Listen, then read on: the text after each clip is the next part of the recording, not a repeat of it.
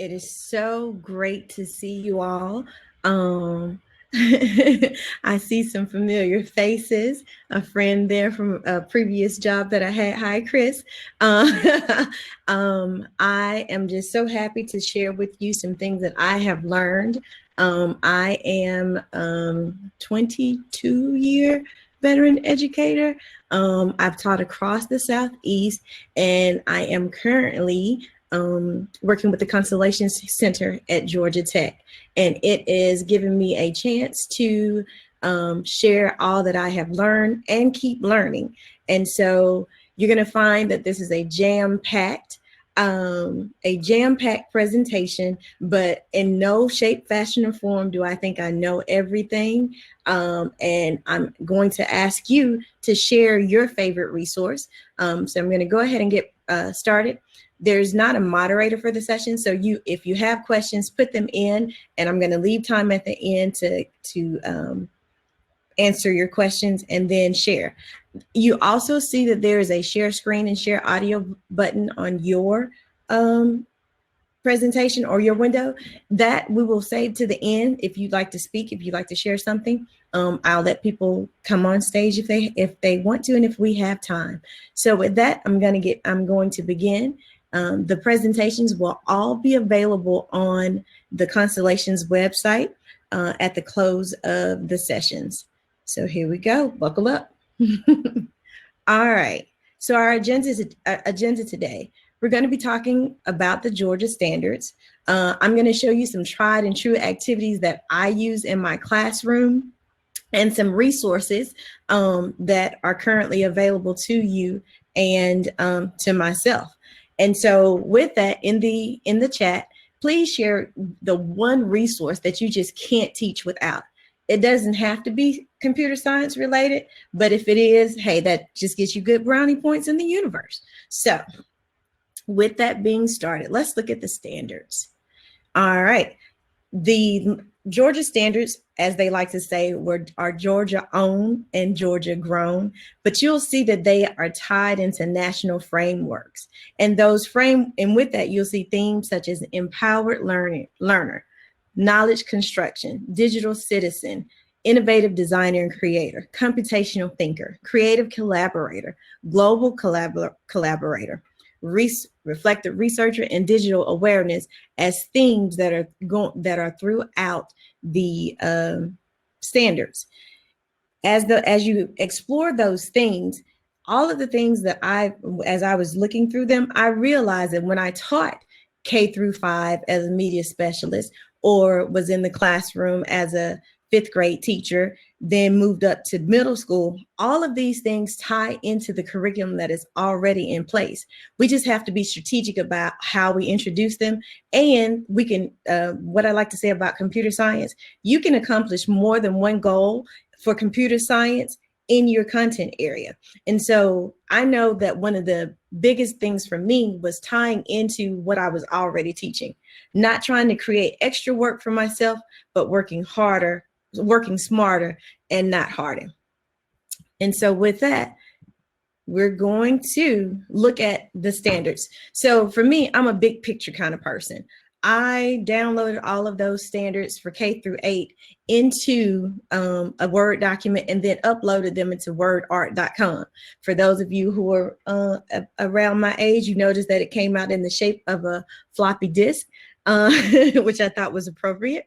And as you look at the verbs, which is a thing that you do when you're unpacking the standards, the verb that showed up the most and is the darkest was use. So the standards are really meant for students to use items, not just sit back and be receptacles of knowledge and the teacher is, the imparter of wisdom, but actually use the tools that we're going to be talking about. And so again, because I like seeing things broken down, I looked at them through the different grade bands. And that's another provision of the standards, is that they broke things down into grade bands, not saying that by kindergarten students should do this, by 1st grade they should do this. Rather, it's on a continuum. And so students can go back and forth with these different skills and learn them throughout the activities that they're doing. So again, in K-2, the word process showed up the most, with activities being second.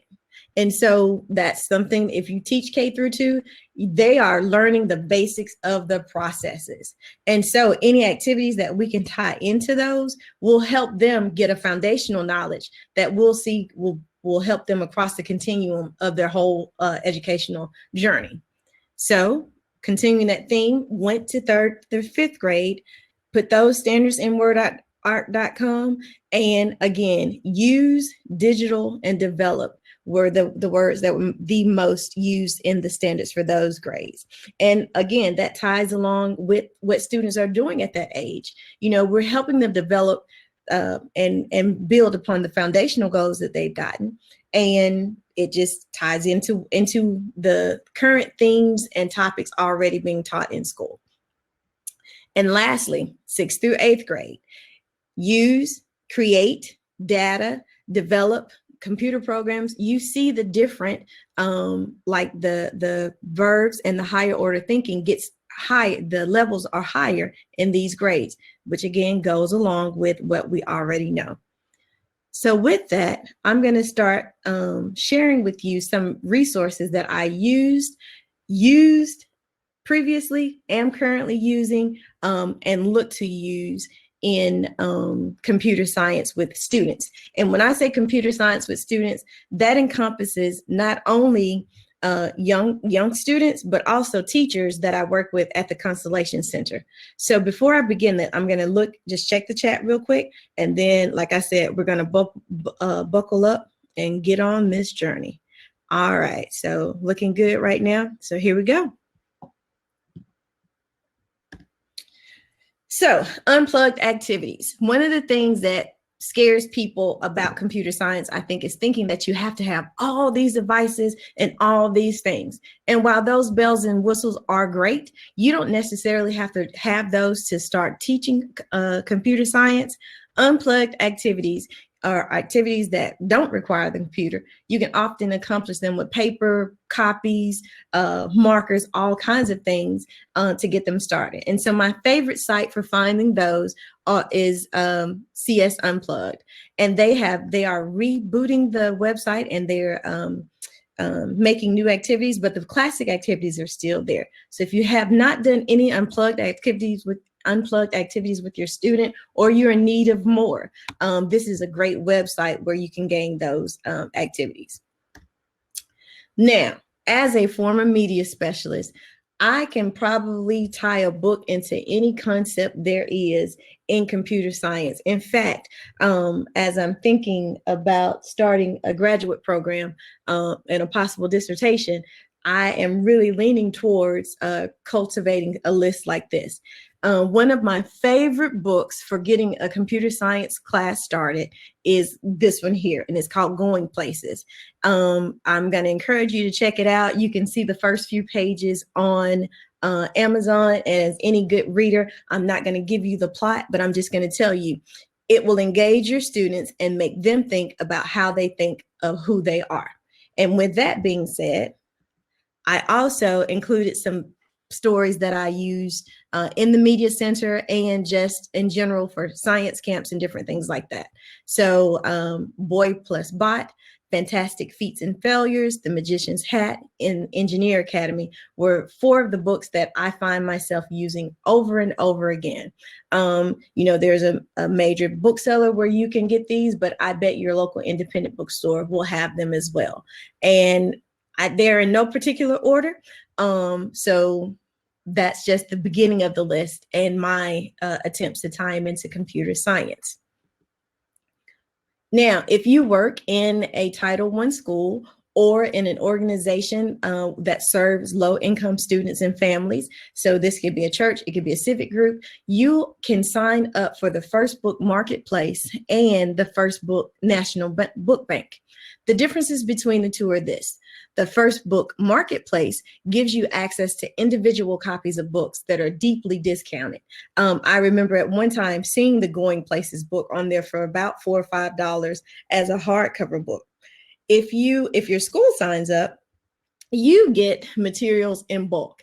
And one of the initiatives in the community where I used to teach was that they would give every child a book in grades kindergarten through 5. But we had pre-K students.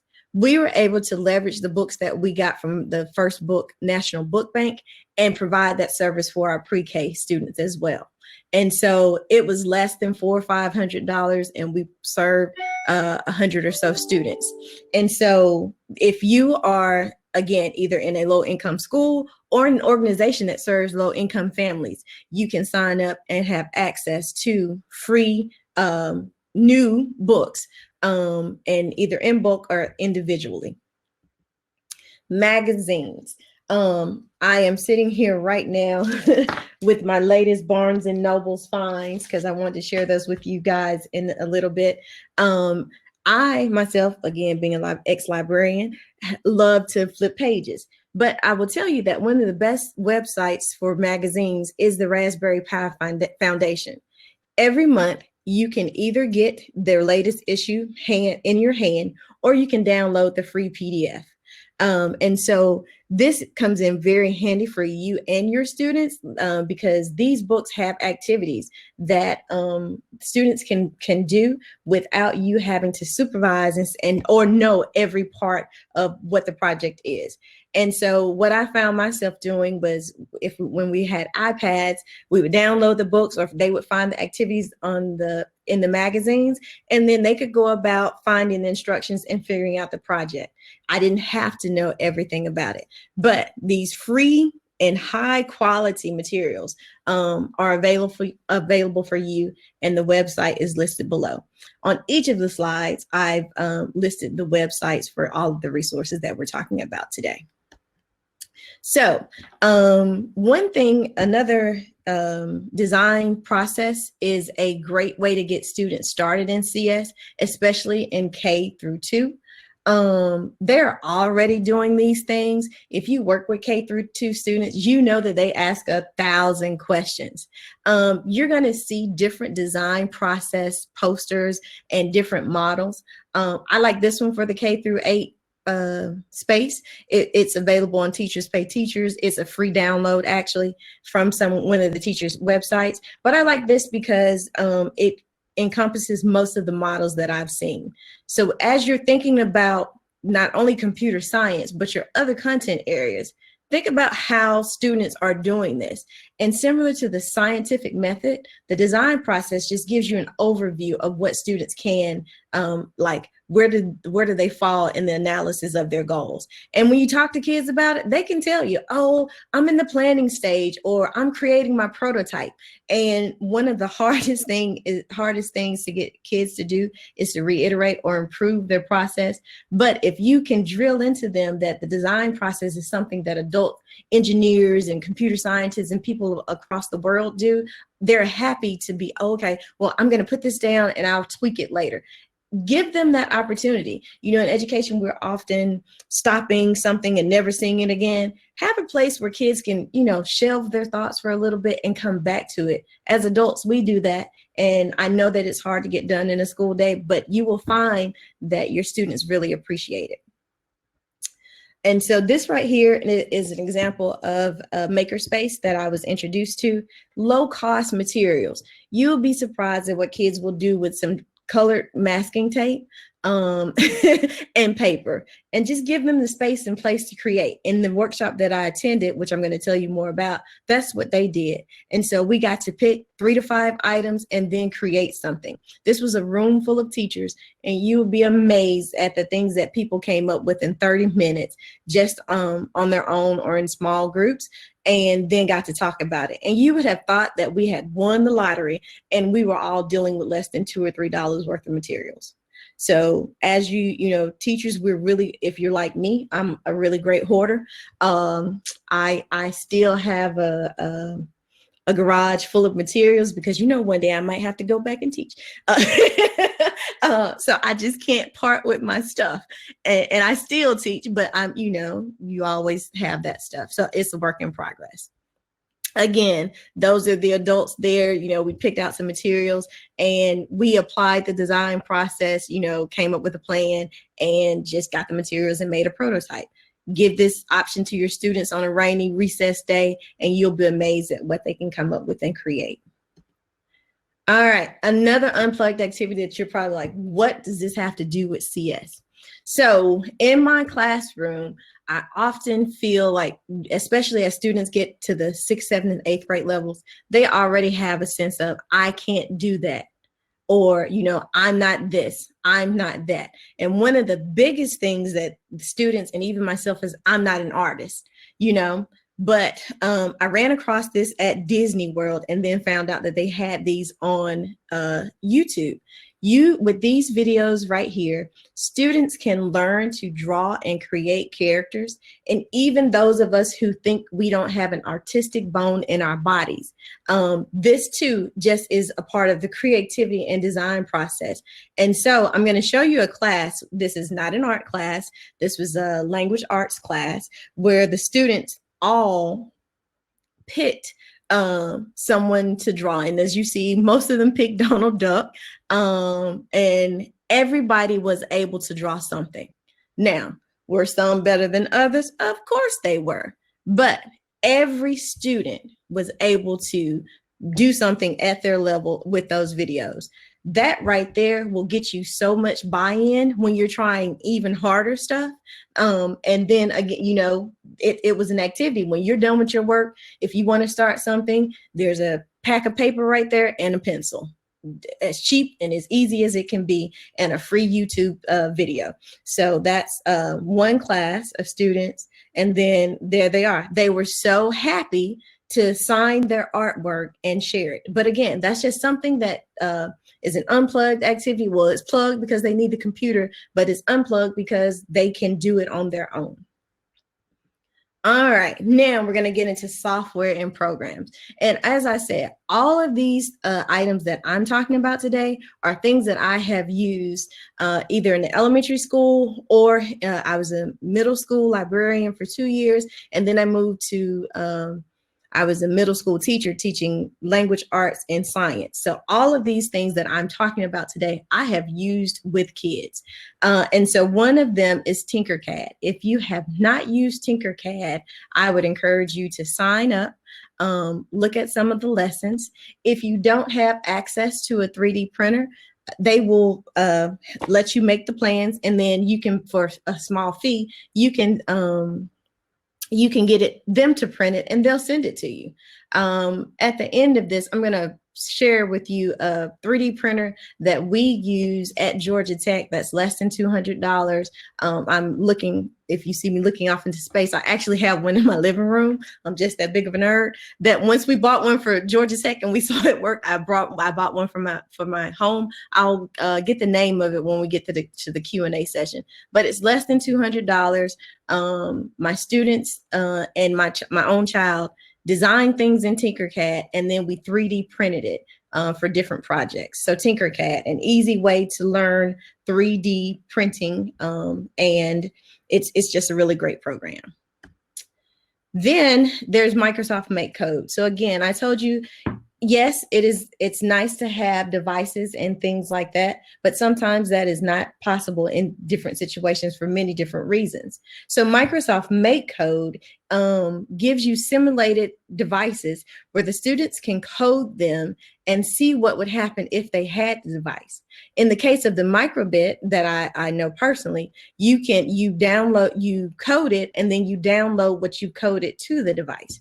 And so again, don't have to have a whole lot of money to start with to get started. These are simulated devices where you can teach coding. Students can see what it would do, and they can do a lot of the activities on their own because there are projects and tutorials right there on the site.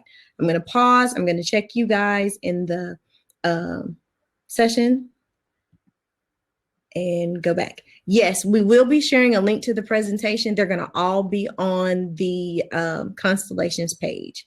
All right, so still got a lot more to go to, so let's keep going. All right. Scratch and Scratch Junior. if you are new to computing and computer science, this is where I started after the Hour of Code with code.org. Students progressed the Hour of Code.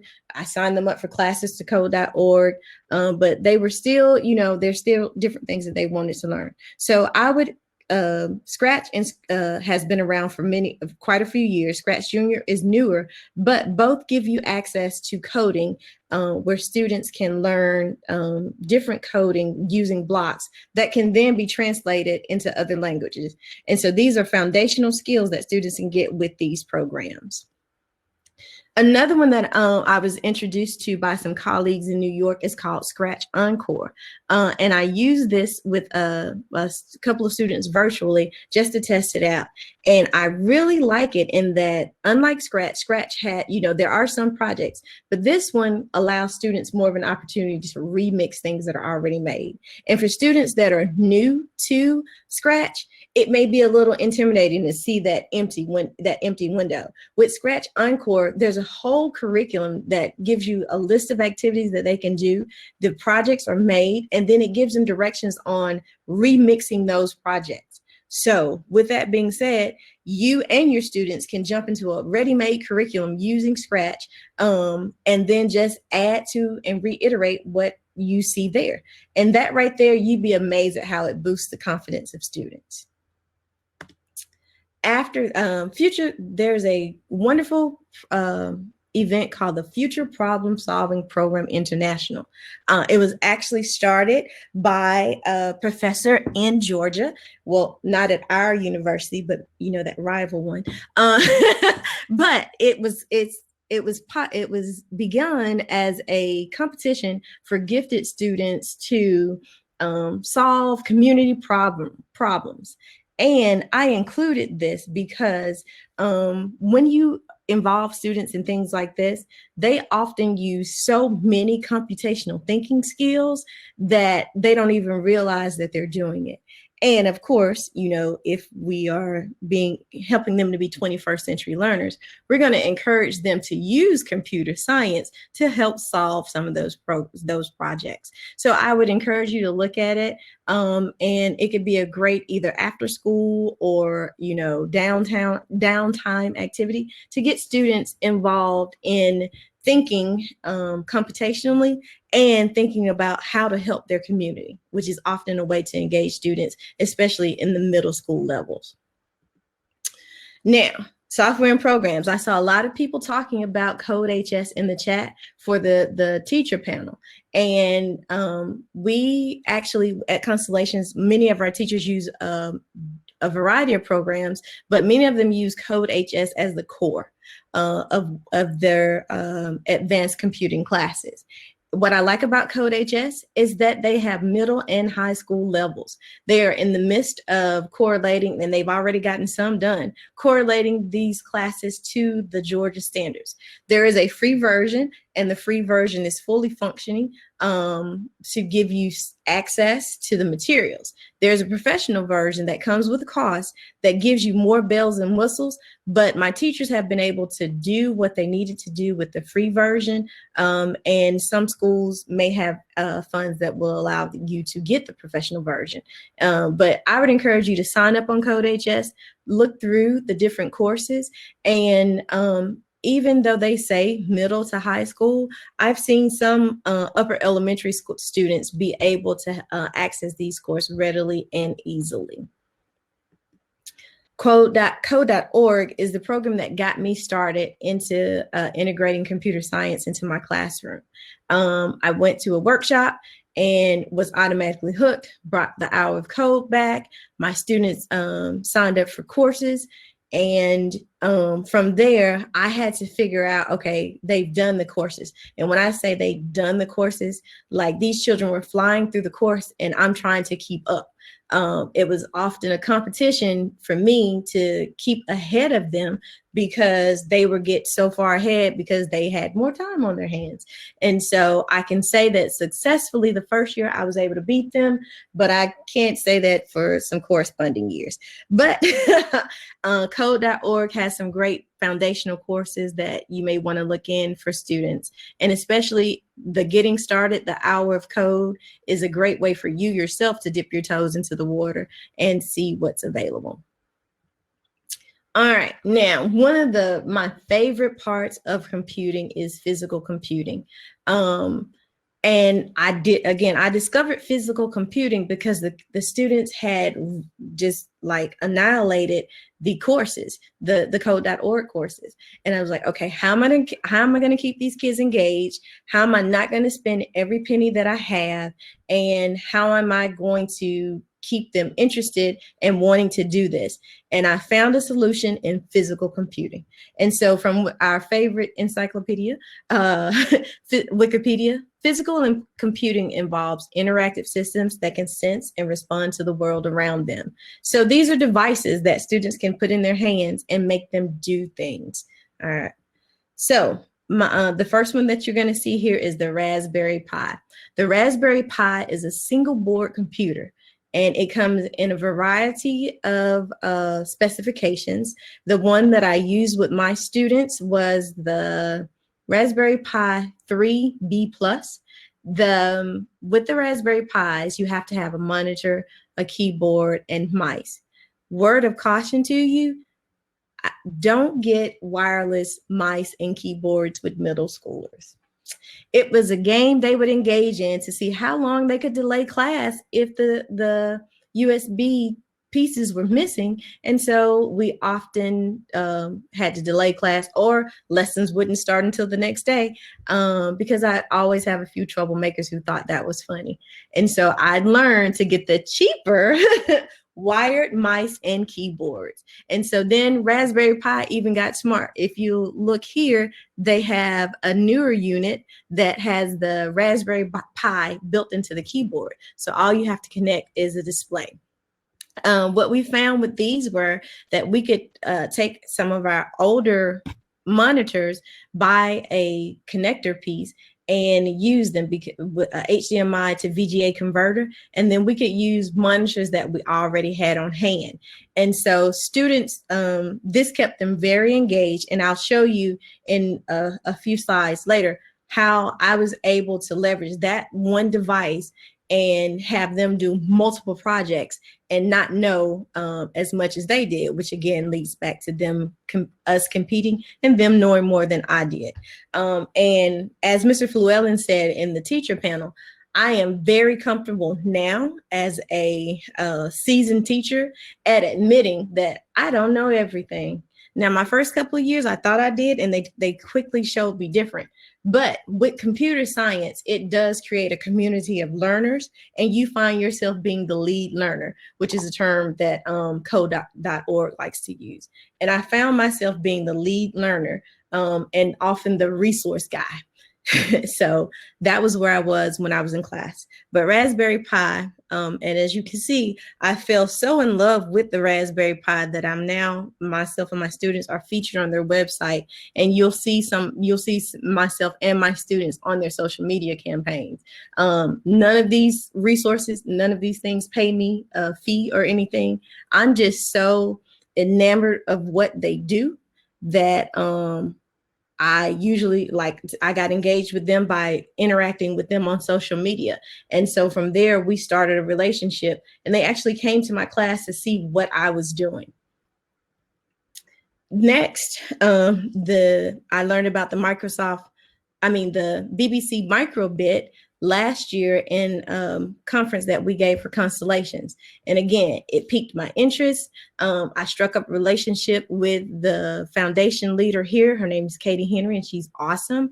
And I'm bringing that to students now, and brought it to the teachers that we work with in the Constellations Center. They were actually, it's funny how things, when you hear about things, you find that your colleagues do as well. They were actually working with something through Georgia Tech called the Honeywell Design Challenge, and they needed microbits. And I had just finished the summit where I had learned about microbits. And so they were able to deploy these into their classrooms. I had to quickly get up to speed and kind of become a little bit of an expert on them. But as we all know, the students exceeded our expectations, and they now probably know more than we do. But what I like about the microbit is that you can get a full kit for around $20 or less, and it's powered by batteries and a battery pack. And so you don't have to worry about the display. Now, it's not as robust as it does not have as many robust capabilities as the Raspberry Pi, but they're two different machines, and they do work well together. But if you're just starting out, I would highly recommend the microbit, getting some of those. It's a low expense device that can do a lot just out of the box. And so there's more information there. And the other thing that I'd like to say is, once you get these devices, go to the websites. The website for both Raspberry Pi and microbit are full of resources. And so here on this website, you see the projects page. That is where I would go first. If you get a microbit, you're going to use that projects page to get started. Like, you can do things with it out of the box just by connecting to that projects page. And you can, not only will you be amazed, but your students will be engaged. So I'm going to pause for 1 second, check the chat, and then continue. All right. Looking like that's good. Going back to the presentation. Okay, so I did see in the chat that someone says that they use Makey Makey. I use Makey Makey as well in the library. And one of the biggest compliments that I ever got, because again, I can't draw, and to me, that's a true artist. But one of the kids said, Miss Payne, when we come here, this is as good as going to the art class. We never know what we're going to read about and make and design. And in my mind, that was like nirvana. Like, I had reached the pinnacle of what I was trying to do. And so Makey Makey was a starter for us. And this was when I was in doing K through 5 STEM classes in the library with my students. And so it is relatively inexpensive as well, but I don't remember the price. So I should have checked that. Sorry about that.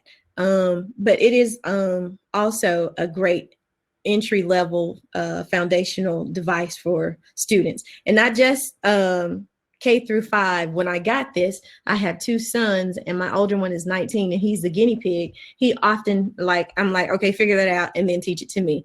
And so he liked it, and he's even thinking about using it for something in one of his college classes now. And so there you are. Again, I said these were all vetted activities. And there are my students using the Makey Makey attached to their Chromebooks. Don't remember the activity, but the Makey Makey can control things on your computer or using the alligator clips there. So, all right, still in physical computing. These are some of the neatest things I have ever seen and used. Now, I've learned about some other items that are similar to this, but I haven't used them yet. But Chibitronics makes paper circuits. And so what you have there is a tiny sticker that's that's about the size of my fingertip, that you can connect to the conductive tape, which you see right here. There's a little thin string-like item that you can use to put lights onto different things. And so my students use these, and they also have a Chibi board now, but I haven't used that yet. But the lights, I have used the circuit stickers, and those they're about $1 a piece, and you have to have batteries and the tape to run it.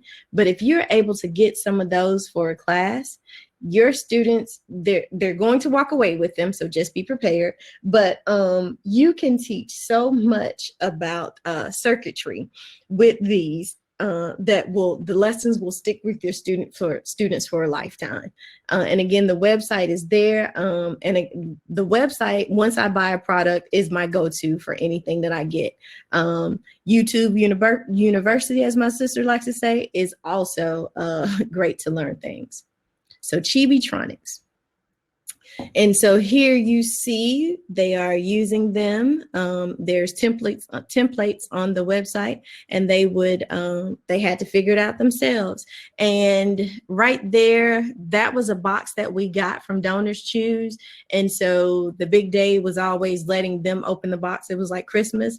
And so the Dash robots, I did not get a chance to use, but they were used in the STEM classroom because after I started doing STEM in the library, my elementary school started a K-5 STEM class.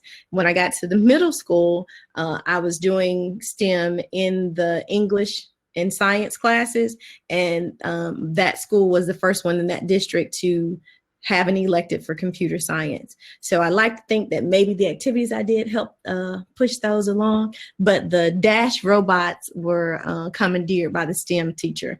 We didn't get a chance to use those. But again, you see those Chibitronic lights there, really great product and lots of uses. All right, so now communities. One of the things, as Rhonda in the panel said, a lot of times when you're the CS teacher, you may be the only CS teacher in the building. You may be the only CS teacher in your district. As we're starting out, and even though we are further along, as someone said in the chat, 5 years, we've made a lot of progress. We still have a ways to go. So one of the things that I would encourage you to do is join different communities. And these communities are free, the ones that I'm going to be telling you about. They do sometimes provide professional development and activities where you have to pay, but the communities themselves are free. And one of the first ones that I found was CS for All Teachers. Now, I am an ambassador for this program now, but that's after years of being in it. It started out as a community for high school teachers, but they now have groups for K-12. And so you can post a question, you can find resources, and they have events that are coming up. And with COVID, a lot of things are virtual now, but it's been a community for quite a few years now. And so I would encourage you to sign up for it and explore it for yourself. Another one that I found because of Raspberry Pi is Code Club. I am still a volunteer for Code Club and Girls Who Code, which I'm going to talk about on the next slide. But what happened is my boys in my classes were like, okay, yeah, we get gender equality and all of that, but what about us? And so, they would come to the Girls Who Code and sit over in the corner and they would do the same activities. But, middle school, that can get a little dicey. And so I then found Code Club. So I had Code Club for boys and Girls Who Code on the same days. They were pretty much sometimes learning the same things, but with both websites, they were interchangeable, because one of the wonderful things about Code Club is it has projects. Again, the websites are your friends. And so the students would explore the projects, and with Code Club, you put in the materials that you have. If you have markers and a pen and a computer, you put that in, and they'll tailor the activities for you, and the students are able to walk through them and learn at their own pace and complete it without you having to say, okay, this is what we're all doing. No, this is individualized, differentiated lessons for your students. You just provide the materials and the space and the website. The Raspberry Pi Foundation. This summer, when COVID hit, last year when COVID hit, they started this digital making at home. And on there, you will find that they teach students and your adults how to do different activities. I saw yesterday on the website that they have over 50 activities. It's a live stream every week. And because they're based in Britain, the time is usually during our school, but in the summertime, it's usually midday, so you can catch them. And so you learn different things about different activities. And it's not just Raspberry Pi. As you can see from the website here, this gentleman is using a microbit. I don't know what that is. I know I think that's a Pi camera, but you learn about different devices, and a lot of times they teach you the coding for it right there live. They are always looking for people to participate. So that's another community that I've been able to utilize here at home during COVID with my own child. Girls Who Code. I can't say enough good things about Girls Who Code. I love that it's encouraging females to get into coding, and it shows them how what you're interested in can be a part of the technology realm. And so if you haven't gotten into Girls Who Code, I would encourage you to explore their website. Coolest projects. Again, I'm not being paid by Raspberry Pi, but it's a community it's kind of like a science fair showcase. They do give out prizes for the top 3, in different categories. They have categories like hardware, web page design, game building, all kinds of categories that students can enter their projects into. And so when this was a live event, a face-to-face event, it was held in California at a Discovery Museum. And the first year I got to take my child, the second and third years 2 through 4, I actually got to take students. And so what is really cool about Coolest Projects is that even if your project isn't finished, but you can show that you've been working on it and you're still working on it, they would accept students. And so you would find people that were in the beginning stages with their prototype, or you would find people who had their paper, this is what I'm going to build. But what they would have is judges that came around and talked to the kids to see what they were making. And to see the excitement on the faces of all of those students, like to talk about something that they built, was just a mind-blowing, awesome event.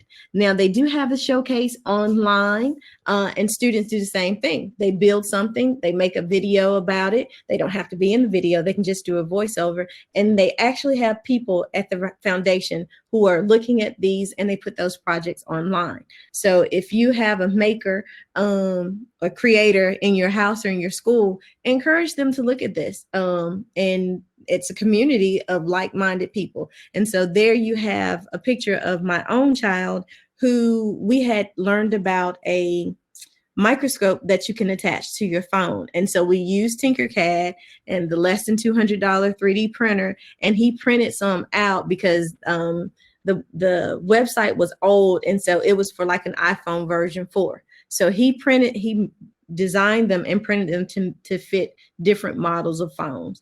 And so I stood back, took his picture, and he got to tell the judges what it was that he did. Now, Computer Science Teachers of America is another community that if you're in CS, I would encourage you to sign up for. The national chapter is free. There is a paid membership that gives you more benefits, and they're always having events. As a chapter leader for the Georgia chapter, I'm also encouraging you and asking you to sign up for the Georgia chapter. So it's a 2-stage process, but make sure you sign up and just get the emails. We want this chapter to start to be a resource for teachers. For teachers by teachers. And so we need your input, and we want it to not just be regional, we want it to be for the state of Georgia. So we really need input from people around the state. So sign up. You can be as involved as highly involved or as less involved as you would like to be, but just sign up, because it can be a rather lonely experience being the only one. All right, another thing that I participated in and really sparked my STEM education. Like I've always been curious, but science and technology and math kind of, I'll do it. But this activity here or this community here really brought about a passion for me. And it is the U.S. Patent and Trademarks Office's outreach office. The website gives you all kinds of information. There's like cards, collectibles. You learn about patents. And I attended their National Teacher Institute, Summer Teacher Institute, which I'm going to show you on another slide.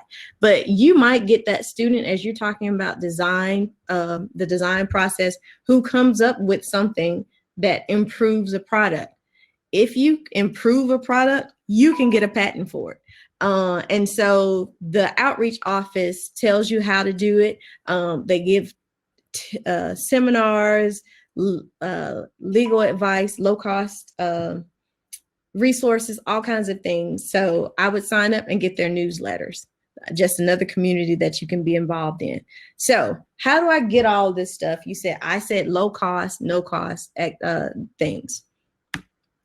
Again, the National Science Teachers Institute, there's an application process. This year it's virtual, and I'm sure that they're going to send you out all the goodies that go along with learning the different things.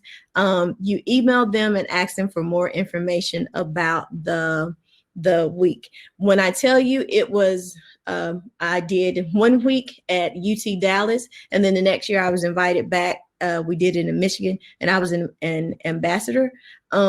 It was the hardest week of fun stuff that I have done in my adult life. When I came back, my oldest son said, this sounded like summer camp for adults. And I said, he said, summer nerd camp for adults. And I said, yeah, it was. But it was so much fun. And I still find myself using activities that I learned there. They have a hashtag that's USPTO STEM. If you're on Twitter or in other social media groups, I would encourage you to follow them because people in the community still post. All right. Donors Choose was my lifeline and saved my paycheck, save money for me for my paycheck. If your school, some schools now you have to get approval to post a project. Don't let that discourage you, because the amount of resources that you can get, usually at no cost on this website, funded my Raspberry Pis. It's funding my friend. She's getting microbits. You would be surprised at how many people out there are willing to help you. And CSTA Georgia, we're going to have a workshop that if you come, we're going to send things out. So if you want to hear about that workshop, I will show you how to set up a winning proposal. It won't take more than an hour if you just want to come and get started. And if you have not posted a project, if you come to the workshop, you get free money towards your project if it's your first time getting a project. And so we're going to have a workshop. It's going to be in the second Tuesday of April. And then I think Saturday, April the 24th, come to it. And we'll show you how to get some of these things that I talked about previously for free. Because again, there is a whole wide world of people who are willing to pay off projects. I've gotten projects funded from as low as $100 to $6,000 for professional development. So there's a wide range of what's available there. And I'll be willing to share what I've learned to help you get things for your class as well. Computer Science Ed Week. So this is a little shout out because this year actually starts on my birthday. I am accepting presents, but sign up. And as many teachers know, this is when, if you get on the web, CS, there's a lot of excitement about CS during this week. And so you can often find activities that you can use for your students. Hour of Code was a big thing that started, and because it was so popular, they've expanded the week, and now there's lots of partners that are working with CS Ed Week. So it's a good place to get information about what's new and what's upcoming. On the farm STEM activity. You're like, what does this have to do with CS? Well, being here in Georgia, you know that agriculture is a big part of what we do. And wherever you're from, agriculture plays a part in your life. And so this right here is a program that I attended in Boston. I paid for my flight there, but they reimbursed me. They paid for room and board. And we went around and we learned how STEM is actually used on the farm. I now know more about the beef industry and agriculture than I ever thought that I would know. And I grew up on a farm in Mississippi, but you learn about so many STEM activities. The application is open now. and it's virtual in the summer, and then the trip will be in Nashville. So I would highly encourage you to apply for it. Here at the Georgia Tech campus, we have the Center for Education, integrating science, math, and computers. We call it Seismic. One of the programs that I worked in for a summer is the GIFT program, and it's an internship. I actually took the internship and ended up in a lab at UGA working. You can spend 4 to 7 weeks there. They pay you, and you learn about the technology that is going on in that space. It can be an industry space, it can be an educational space, but you learn about it. And then you have to do a lesson plan and take it back to your school, something that you learn from the project, but you get paid. And it was a rather nice stipend to go somewhere and learn. And so their application is open now. If you have some availability in the summer, I would highly encourage you to apply for that program. Now, I've said a lot, thrown a lot out there, but one of the things I have learned is that Twitter is your friend. Even if you're not on social media, if you're like, oh no, social media, I just don't have time for it. Twitter is a great place to sign up and kind of just look from the sidelines, but sign up and follow people that you know. So shameless plug here. I did do the Center for Equity, the Constellations Center for Equity and Computing, because that's where I work, Constellations. And so that was one of our tweets. And so sign up. You'd be surprised at how much information is there on Twitter that's just free for the taking. Pi Academy is where I learned about the Raspberry Pi after I received it from the Civil Air Patrol. So again, the story is the students needed something to keep them engaged. I went to a science conference and they said, oh, sign up for this, we can send you STEM kits. And the STEM kit that I chose was Raspberry Pi. It took a while to get there. It came there and I was like, okay, I have this. What do I do with it? Pi Academy is their training for teachers. You become a certified Raspberry Pi educator after you go through Pi Academy. And it was where I was like, I realized the potential of that small device.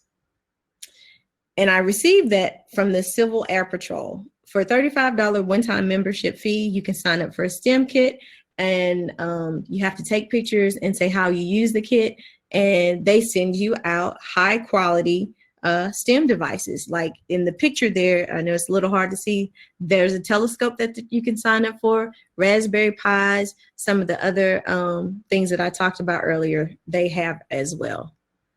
All right, quickly where I'm headed. EarSketch. These are things that I am learning about. EarSketch is free, started at Georgia Tech, and it ties together coding and music. Python. This is a magazine that I bought, and the Everything You Need to Know to Ace Computer Science book. The Applied Digital Skills classes through Google, I have found they've revamped them and they are excellent. As you can see, I used it when I was in the classroom, but they have revamped some of these, and it gives students access to digital skills that people often think that they know, but they don't. And the lessons are there, and they can walk through it at their own pace. Again, you can be the guide on the side. You don't have to be the imparter of all knowledge. And then Emphasis is doing a foundation. The Emphasis Foundation is doing a summer institute. If you apply for it on Donors Choose, which is what we're going to show you how to do at the CSCA Georgia meeting, it only costs $100. It's regularly $1,000. Emphasis is going to pay some of it, and then they're matching any donations you can get on Donors Choose. So, and it's virtual this year. So if you're interested in that, there'll be more information. Lastly, I'm learning about Unreal Engines, which is a 3D creation tool. In Georgia, you know, there's a big entertainment industry going on here, this and video gaming. And so I've signed myself up for some of the training to learn more about that. All right, with our last remaining minutes, thank you for hanging in there with me. We can talk about some of the resources that you have. And so I'm reading through the chat. If anybody would like to get on screen and talk while I look through this, you are more than welcome to. Thank you, Kate. I appreciate that. I tried to go through the things that I had used, and that I could really talk about. PK says Circuit Playground Express is a favorite item. Thanks, Marissa. I'm glad all of this is helpful. And what I'm also going to do is the chat is recorded. I am going to go through here and see what resources people shared. And I saw Miss Rice in the other session was making a Google Doc of everything. Thank you so much. Kate, that is a awesome compliment. You're clearly a teacher of teachers. I try to be. I really appreciate you saying that. That's like the highest compliment. So if there's any questions, if anybody wants to share, we just have a couple minutes. And I'm going back through the chat. I love microbits. Code HS is working to develop a K-5 curriculum. Kate says you can't beat the service and the support. I concur with that. Mark, a few minutes ago, said makey kits. He used with his students. Kids love it. Code HS. Scratch. Oh, then let me go grab the name of the printer real quick. 1 second.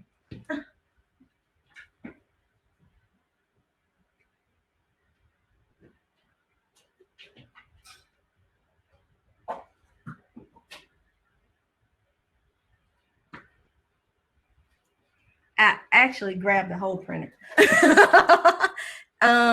It's a IIP printer. It came from Micro Center. So if you see it, it's really small, lightweight, less than $200. And I bought one for my house. I have one on my desk at work as well. And it does not have all the bells and whistles some of the other ones have, but it gets the job done and is relatively easy to use. Thank you for reminding me of that. And I'll write that down to include in the presentation so that when you get it, it is there. But it's an IIP, looks like 3 eyes, 3D printer. Going back. The link to the presentation will be available on the Constellations page. And I think I have all of those. Vex Robotics, someone says, I had some of those and didn't get a chance to use them, but would love to hear more about them. Thank you, Mark. Thank you. Thank you. I think it's Vandana. Kubelets is another resource. And while we're, I can look up that printer real quick and share it in the chat.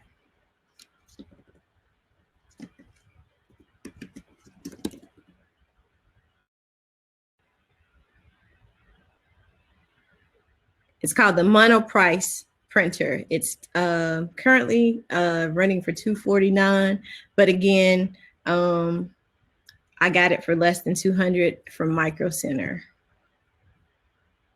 Thank you, Mr. Cox. Are there any more questions? Our time is just about up. Thank you all for joining.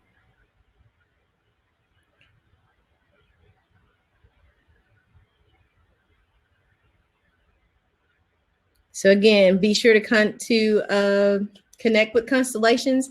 We constantly have information and are always looking for good people to partner with and learn more from. Thank you all for coming.